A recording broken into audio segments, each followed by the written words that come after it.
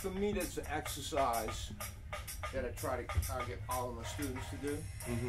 To be able to play 2 against 3 and just go to a beat that you know that's just fun to play, that you like to play one of your beats, you know, and still be able to get back to funk, tick it, and funk, ding, ching, because all beats are related to that. Double time fast groove, don't chick it and don't chicka ching chicka ching chicka ching chicka ching chicka ching chicka and tuck it and blue. A slow funk,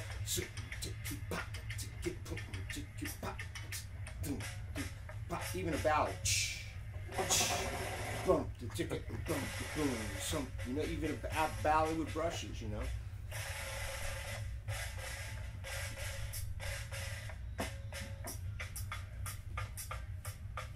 See, for me, that's the mother beat. Beautiful. And that all stayed.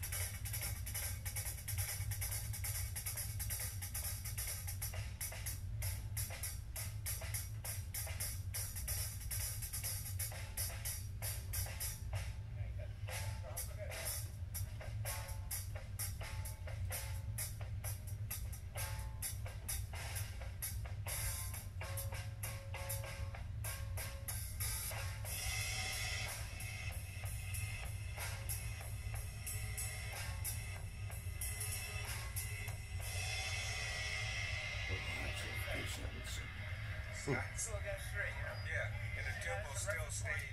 Just going to beats that you know, and return to that, going to another beat that you know, figure out what's in 3, you know, 3 is right there. Focus on that, and I'll look right at that hand too, and just, you know, look at that way I can see it. If I'm feeling 2, if this hand's going down, I just look at it. I say, okay. And then join in with it. Right. And the funniest thing is to get used to that funny thing in your stomach when you're going from 2 to 3 like that, this little thing in your stomach. Once you get used to it, it's okay. Which probably, you know, in the beginning I would do it with a metronome. Okay. You know, just to keep myself on track. Because it's easy to speed up.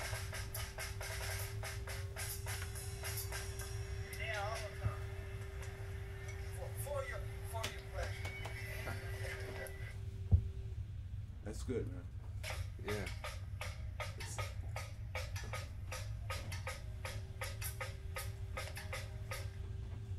That's good. But it was just cool hearing that, and for me, I'm just trying to, you know, when I get a chance to meet somebody like you, is to not what makes you tick, but, you know, just kind of get inside that, you know, so I have that tool for when, you know, it's called that I need to play the second line thing, you know.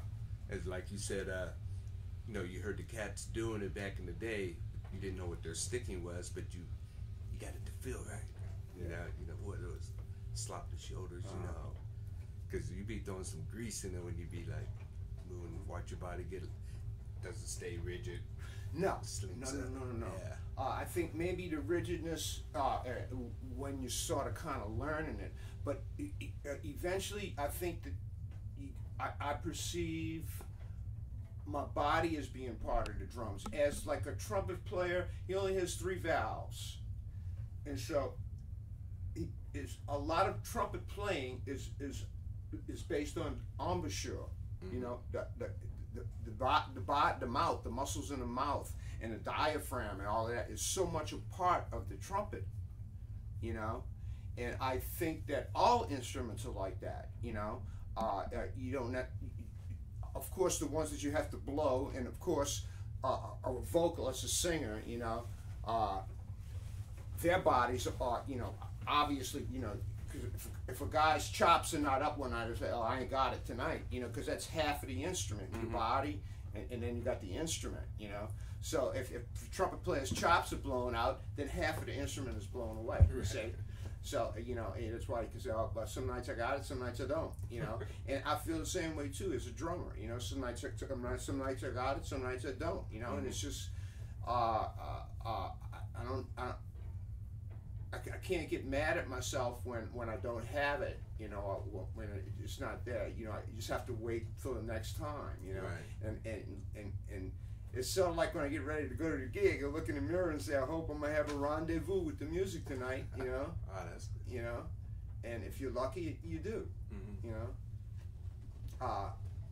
The body part, you know, I think the whole drum thing, it kind of should emanate from the diaphragm, kind of, you know, as in blowing or as in singing, you know, you're just going, boom, chicken getting bone, the ticket and sons, the sick and ticket, the black, the dome, the ticket and bones, the sick and bones, the chicken and black, the ticket and bang, bang, bang, bang, bang, bang, suck it, ticky, bucket, ticky, yak it, ticky, bucket, ticoon, bucket, chicka, boom, you know, and you sort of like vocalizing on the internal, and it's coming out of these four extremities, you know. Right. You know. So I think that it's really important to internalize music.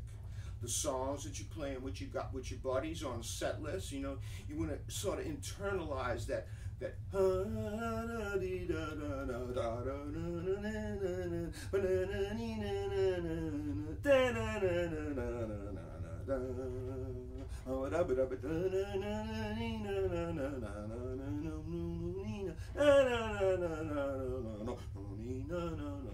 you know, you got to internalize that. And I think if you have that internalized, I'm not really paying attention too much to what my hands are doing, you know, because my body has this inner, but it's outer. You can see me moving around with the music, you know, it comes out of me, you know, and it's really that. It's sort of like tap dancing on the drums. Right. That's the way I perceive it. I don't perceive as myself as hitting the sound down into the drum, but more or less pulling it out of the drum, scooping it out. Just like a tap dancer, it seems as though he's trying to defy gravity, you know? You know, really it's more of an up thing. Even though he's stroking, sticks the feet down, you know, it's the up thing is really important. And I think the same thing about drums too, you know, even if you come from way out here, and here's your hit, I'm gonna wind up here, bam, you know? I'm not thinking, bam. I can think that way if I want the sound to be that kind of a sound, which is an option.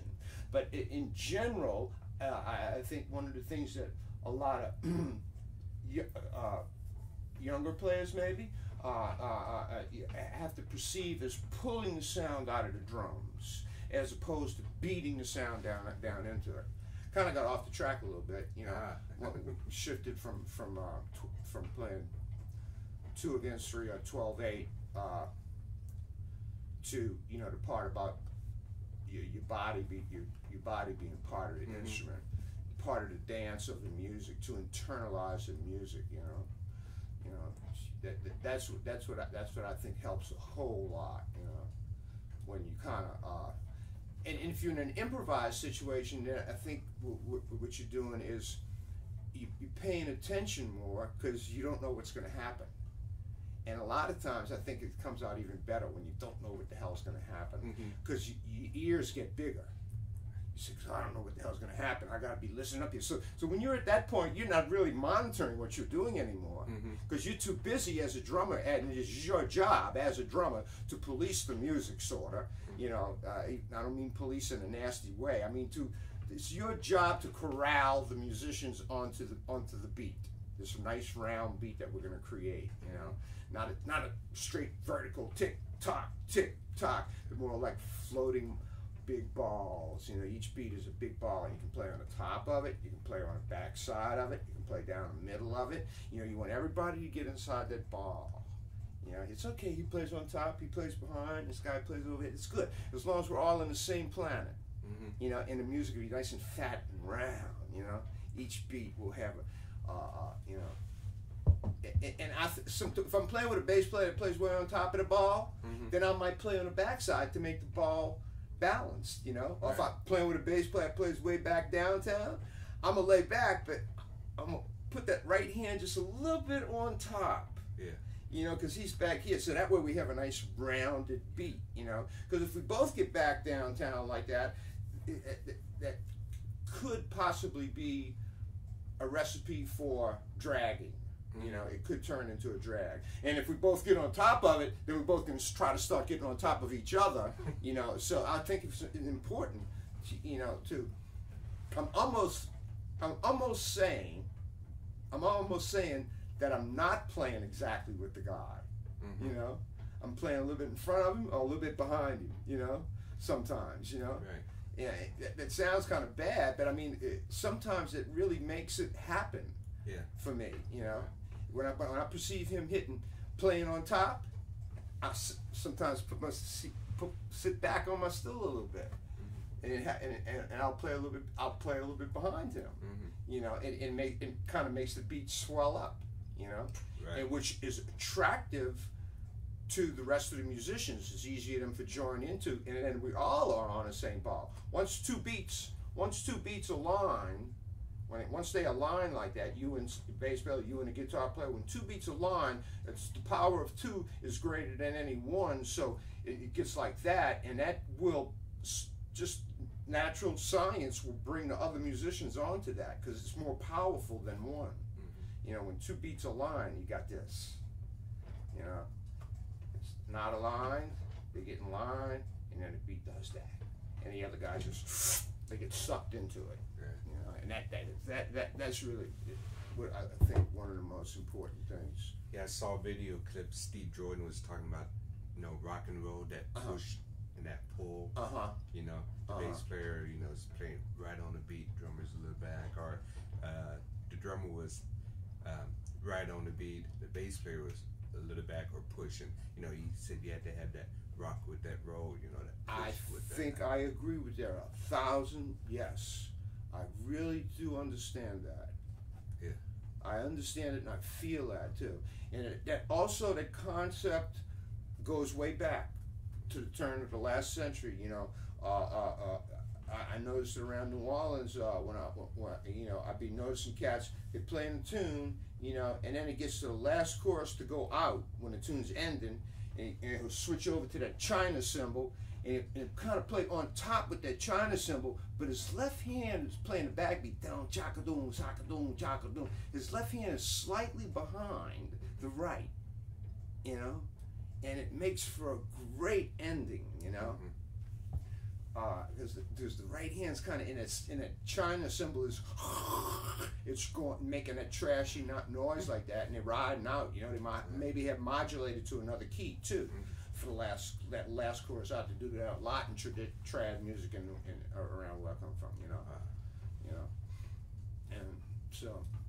But for me, the 2 against 3 thing is just have to say it over and over. That's the mother beat, man. You know, I practice it. I do it all the time. You know, I'm always messing with triplets on touching my body because my muscle memory system this is better practice than actual drums are kind of distracting. They make too much noise. But to do this, da da da da da da da da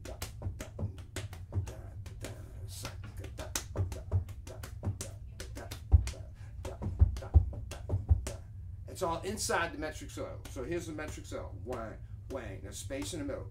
I'll divide it by 3. 1, 2, 3, 1, 2, 3, triple leg, 1, 2, 3, 1, 2, 3, 1, 2, 3, 1, 2, 3, 1, 2, 3, 1, 2, 3, 1, 2, 3, 1, 2, 3, 1, 2, 3, 1, 2, 3, 1, 2, 3, triple leg, triple leg, triple leg. So the only thing hitting on the downbeat is this. These guys are playing inside the metric cell. And there's only 6 variations when I do it like this. This would be 1, 1, 2, 3, 1, 2, 3, 1, 2, 3, 1, 2, 3. This would be 2, 1, 2, 3, 1, 2, 3, 1, 2, 3. This would be 3, 1, 2, 3, 1, 2, 3, 1, 2, 3. 4, 5, and 6. So you go.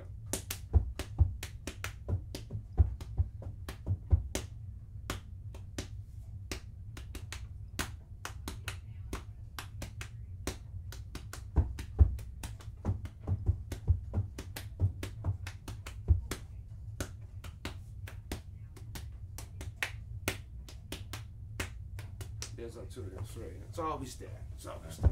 It's always there. I'm not going to try that right now. Yeah. Not while the camera's on. It's just 6 of them. 1, 2. This is always 1 triple that, triple that, triple that, triple that, triple that. 1, 2, 3. 1, 2, 3. 1, 2, 3. Then you reverse that. 1, 2, 3. 1, 2, 3. And you do the same thing with the left leg. 1, 2, 3. 1, 2, 3. 1, 2, 3. 1, 2, 3. When you reverse that. 1, 2, 3. 1, 2, 3. 1, 2, 3. And you just do it with the feet. 1, 2, 3. 1, 2, 3. 1, 2, 3. Reverse that.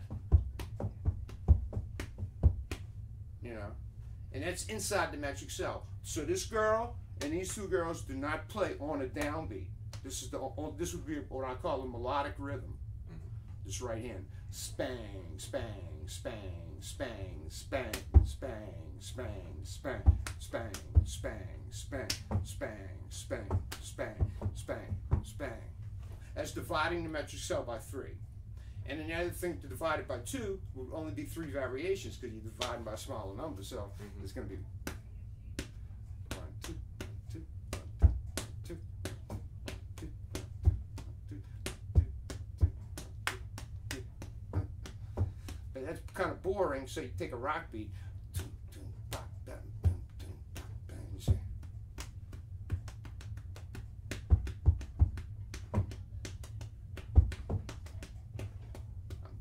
Picked up the tempo considerably. Yeah. Because I'm only dividing by 2. Right. That's sweet. So that's inside the metric cell. You know, it's the only 2 things that I've found in music that's useful to the music that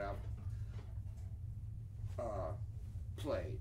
You know, the feeling of 3 or feeling of 2-ness.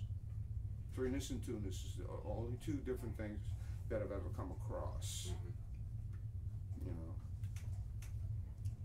So we either straight funking it or we scuffling off the buffalo. You know, with a little triplet little thing. Right. Yeah. All right. What time you play? 9:30. Oh, cool. Yeah.